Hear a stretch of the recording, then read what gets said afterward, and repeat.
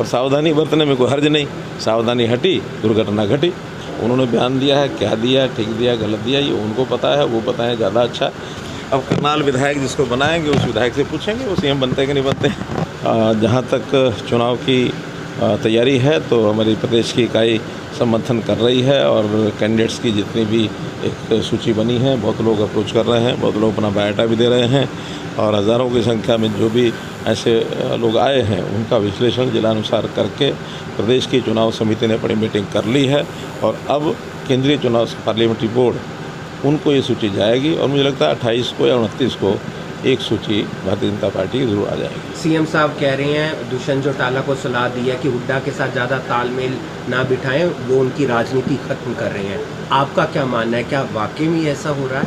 देखिए, ये लोकतंत्र है, कौन किसकी राजनीति खराब करेगा ये तो जिसने खराब करना है ये वो जाने या जिसकी खराब होनी है वो जाने। लेकिन हम सावधान रहने के लिए तो सबको ही कहते हैं कि सावधान रहो और सावधानी बरतने में कोई हर्ज नहीं। सावधानी हटी, दुर्घटना घटी। तो कभी अगर बहुमत नहीं आता है तो किसी पार्टी के साथ ऐसा अगर मगर के प्रश्नों का उत्तर मैं दिया नहीं करता। निश्चित रूप से भारतीय जनता पार्टी की क्लियर मेजॉरिटी इस बार आने वाली है। एक आखिरी सवाल सर, कंगना रनावत का एक बयान आया है कि किसान आंदोलन में रेप हुए, मर्डर हुए और अगर देखिए कंगना रनावत की किसी बात का जवाब मैं नहीं दे सकता। ना मेरी कंगना रनावत से बात हुई है और ना कोई पार्टी का कोई अधिकृत ये बयान है। उन्होंने बयान दिया है, क्या दिया, ठीक दिया, गलत दिया, ये उनको पता है, वो बताएं ज़्यादा अच्छा।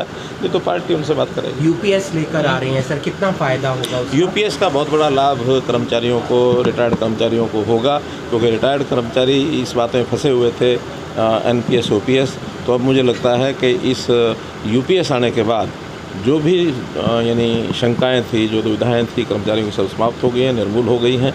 25 वर्ष की सर्विस के बाद कर्मचारियों को जितनी पेंशन पहले मिलती थी वो अभी भी मिलेगी। 10 साल से 25 साल के बीच में उनके नंबर ऑफ़ ईयर्स के हिसाब से उसका एक सिस्टम बनेगा, फार्मूला बनेगा।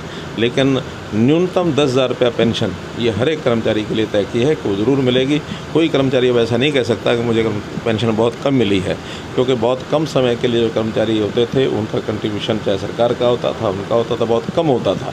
इसलिए वो परेशानी भी दूर हो गई है कि चाहे कम से कम भी सर्विस किसी की है 10,000 रुपया पेंशन जरूर। क्या करनाल फिर से सीएम सिटी बनने जा रहा है? अब करनाल विधायक जिसको बनाएंगे उस विधायक से पूछेंगे वो सीएम बनते कि नहीं बनते। मंदिर जाएंगे सर रात को? जाओ।